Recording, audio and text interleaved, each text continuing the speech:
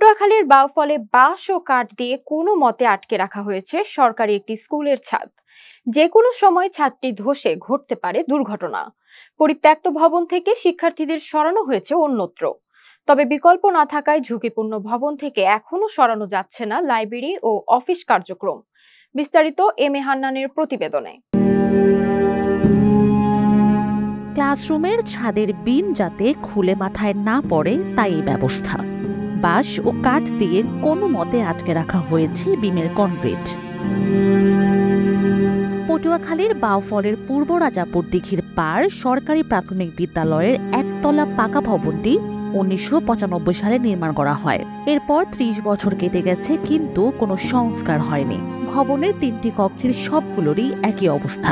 কোথাও পলেস্তারা খসে পড়ছে, বা কোথাও দেয়াল ছাদে সৃষ্টি হয়েছে বড় বড় ফাটল। শিক্ষক শিক্ষার্থীরা বলছেন, গেল 6 বছরেরও বেশি সময় ধরে এই ক্লাসরুমে ঝুঁকি নিয়ে চলছিল পাঠদান। আমাদের একটি নিরাপদ ভবন চাই, কারণ এই ভবনটি যে কোনো সময় ভেঙে পড়তে পারে। এটি ভেঙে পড়লে আমরা আহত হতে পারি, নিহত হতে পারি। এই যে স্যারেরা আমাদের এই যে বাঁশ দিয়ে ঠেকিয়ে রেখেছে, যে কোনো সময় পড়ে ভেঙে যেতে পারে। 6 বছর যাবত ওখানে খুবই ঝুঁকির মধ্যে আমরা ক্লাস করতেছি। আমরা ওখানে আমাদের জীবনের ঝুঁকি নিয়ে, বাচ্চাদের জীবনের ঝুঁকি নিয়ে ওই প্রতিটা ক্লাসে বাঁশ দিয়ে সেন্টারিং করে আমরা ক্লাস চালিয়েছি।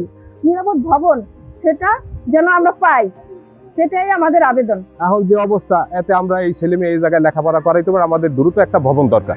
সম্প্রতি ভবনটি পরিত্যক্ত ঘোষণা করা হয়েছে, তবে এই স্কুলের বিকল্প কোনো ভবনও নেই, যে কারণে স্থানীয়দের কাছ থেকে চাঁদা তুলে একটি ছোট টিনের ঘর নির্মাণ করে কোনো রকম ভাবে চলছে পাঠদান। আমাদের বিদ্যালয়ে বাঁশ দেওয়া, যে কোনো মুহূর্তে এটা ভেঙে পড়তে পারে।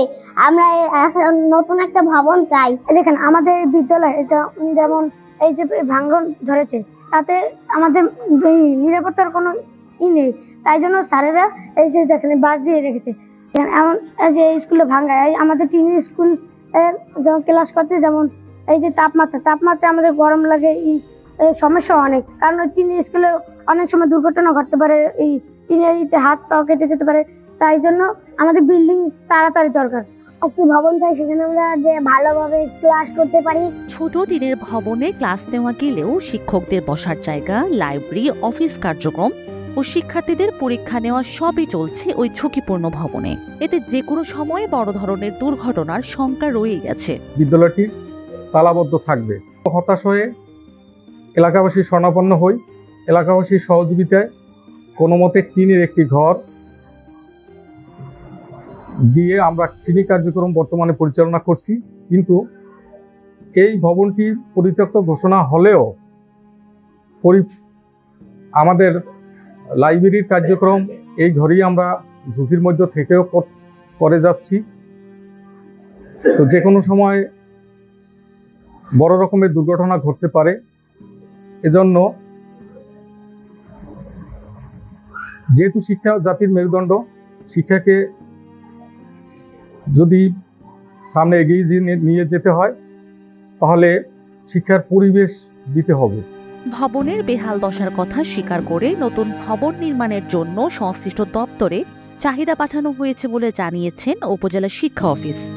আমি ভিজিটে গিয়েছিলাম, সেখানে গিয়ে বিদ্যালয় পরিদর্শন করি এবং বিদ্যালয়ের অবকাঠামো খুব ঝুঁকিপূর্ণ এবং জরাজীর্ণ অবস্থায়। ভিতরের ভীমগুলো ফাটল ধরা, সেখানে শিক্ষা কার্যক্রম পরিচালনা করা খুবই খারাপ অবস্থায় আছে।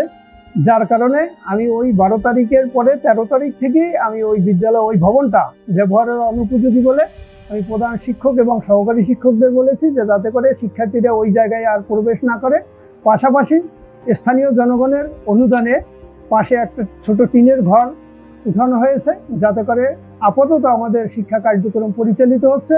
এমতো অবস্থায় আমি আমার ঊর্ধ্বতন কর্তৃপক্ষকে জানিয়েছি এবং ঊর্ধ্বতন কর্তৃপক্ষ আমার অন্যান্য আমাদের যে ঊর্ধ্বতন কর্তৃপক্ষ আছে তাদের জানিয়েছেন। এক্ষেত্রে যদি অতি দ্রুত আমাদের ওইখানে শিক্ষার পরিবেশ যথাযথভাবে সুন্দর করার জন্য। দীর্ঘদিন ধরে স্কুল ভবনের বেহাল দশায় স্কুলটিতে দিনে দিনে কমছে শিক্ষার্থী উপস্থিতি।